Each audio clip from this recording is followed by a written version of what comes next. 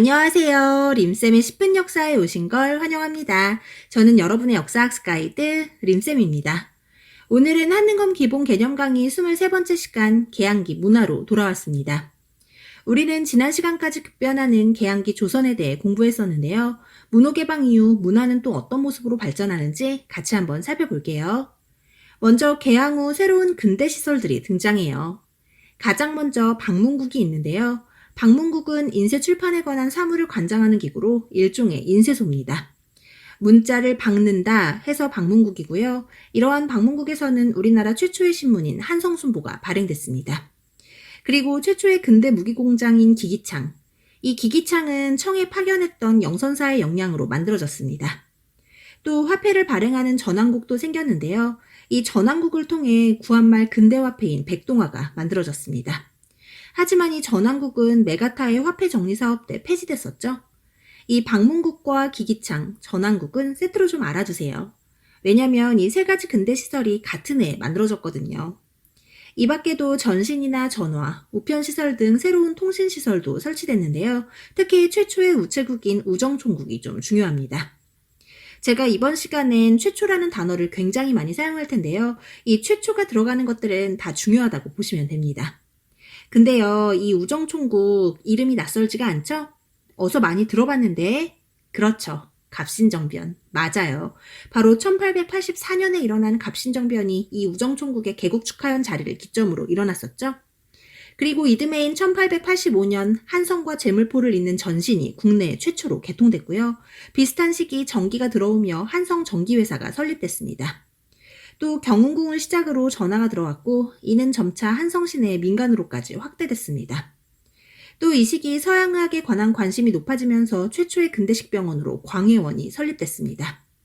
이 광해원도 사실 갑신정변이랑 연관이 있는데요. 갑신정변 때 크게 다쳤던 민영익을 선교사이자 의사인 알렌이 치료해줍니다. 너무 고마웠던 명성황후와 고종이 알렌의 소원을 들어주겠다고 하자 알렌은 병원을 하나 세워달라고 하는데요. 그래서 세워진 근대식 병원이 바로 광해원인 것입니다. 이 광해원은 이후 제중원으로 이름이 바뀐다는 것도 같이 알아두세요. 그리고 새롭게 도입된 근대적 교통시설로 대한제국 때 만들어진 전차가 있고요.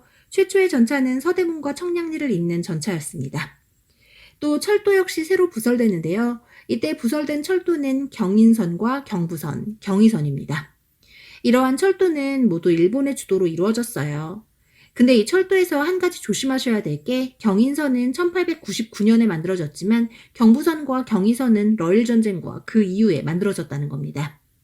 일본은 러일전쟁 때 전쟁 물자를 실어 나르기 위해 우리나라에 철도를 만들었는데요. 이때 만들어진 철도가 바로 경부선이고요. 이후 경의선까지 만든 겁니다. 이처럼 일본은 우리나라의 근대화를 위해 철도를 만든 게 아니고요. 어디까지나 침략과 수탈이 목적이었다는 걸 꼭 기억해 주세요. 자, 그럼 다음으로 넘어가 건축에 대해 살펴볼까요? 이 시기 명동성당과 같은 서양식 건축물이 많이 세워졌고요. 이 덕수궁 석조전은 최초의 서양식 궁중건물입니다.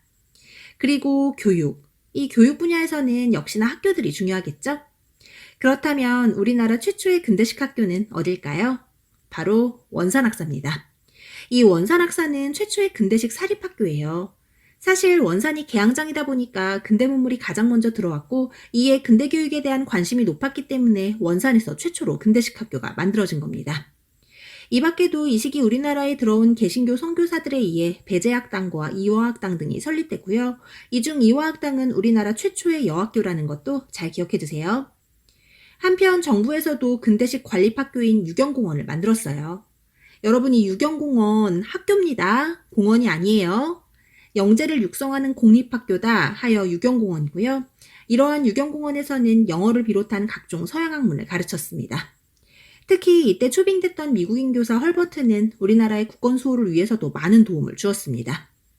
그리고 이러한 유경공원을 시작으로 가보개혁과 광무개혁을 거치며 많은 관립학교들이 세워졌어요.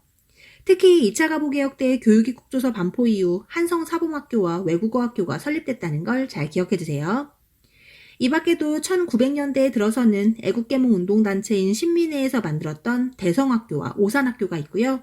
국외에는 북간도 지역의 서전서숙과 명동학교도 만들어졌습니다. 다음은 언론 분야입니다. 자, 여러분, 우리나라 최초의 신문은 무엇일까요? 바로 한성순보입니다.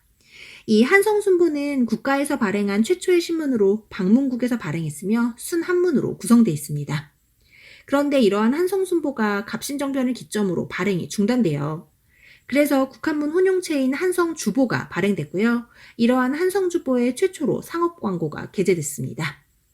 그리고 독립협회 때 등장했던 독립신문 기억나시죠? 우리나라 최초의 민간신문인 독립신문은 서재필이 창간했으며 순한글로 기록되어 있고요. 영문판 또한 간행됐습니다. 또 서민층과 부녀자들에게 인기가 있었던 제국신문도 순한글 신문이었고요. 지식인들을 대상으로 간행되었던 국한문 혼용체의 황성신문. 이 황성신문은 을사늑약 장지연의 시일야 방성대곡이 실렸던 신문이었죠.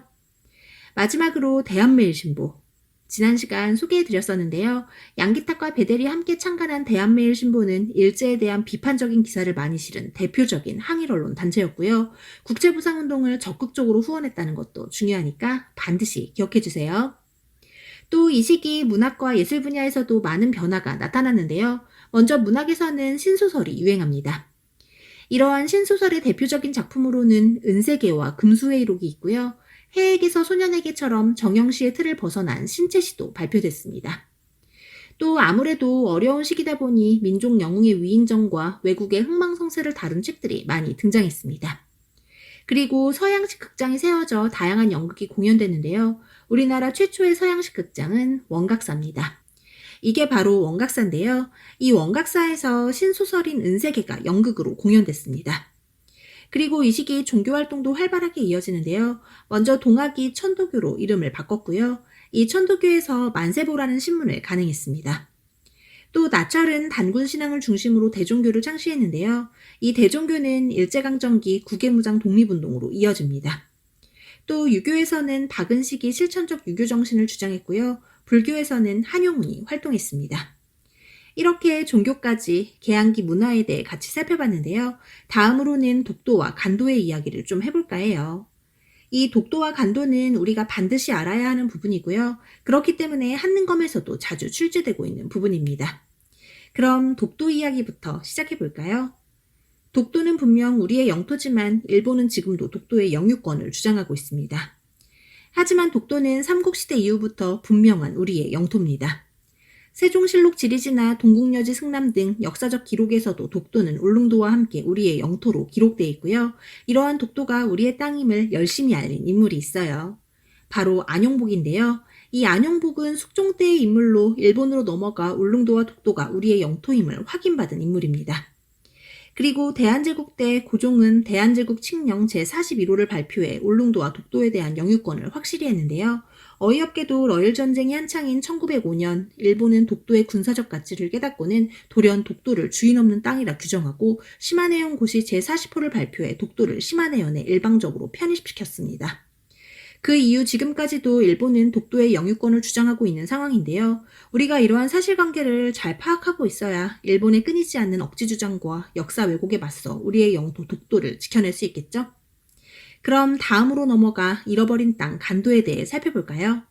이 간도 지역도 사실 우리 영토라고 볼 수 있어요.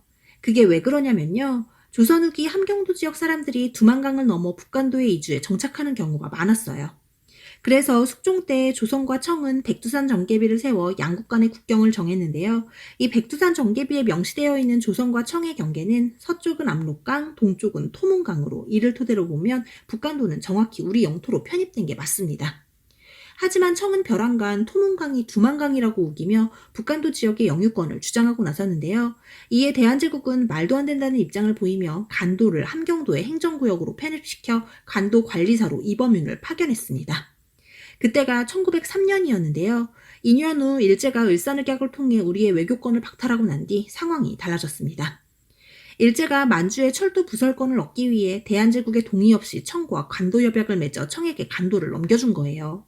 이에 결국 우리는 간도를 빼앗겼고 간도에 살던 많은 우리 민족은 조선족으로 전락했습니다. 조선족이란 표현 많이 들어보셨죠? 연변에서 온 조선족이다. 이런 표현들 들어보신 적 있으실 텐데요. 그 연변이 바로 북간도 지역인 것입니다. 이처럼 안타깝게 뺏겨버린 땅 간도, 그 역사적 사실을 우리가 기억할 필요가 있겠죠? 오늘은 개항기 문화와 독도와 간도에 대해 살펴봤는데요. 오늘 준비한 내용 여기까지입니다. 오늘 배운 내용은 근대 시설과 교육, 언론 등 분야별로 잘 정리하시고요. 독도와 간도 역시 꼭꼭 기억해주세요. 그럼 오늘도 정말 고생 많으셨고요. 구독과 좋아요는 언제나 감사드립니다. 그럼 안녕, 뿅!